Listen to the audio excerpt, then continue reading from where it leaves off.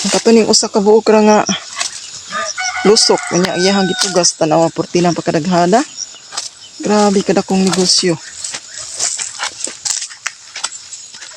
Kugi lang tao. Basta kugihan lang. Ana. Nadako-dako naman jud dihang napugsan. Ano ni nga nadaghan na gyud. Sus kanindot sa adlay nga mga bikuhonon.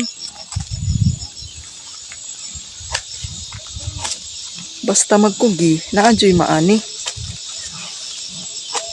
Kung maning kamot naagi moabot. Ganun mo nang trabaho ng danaw. Sus pagkadaghanan na sa ihang pagkuha. Nani kita mga bikuhonon adlay. Bye-bye na jud ang adlay nga nakuha ni James.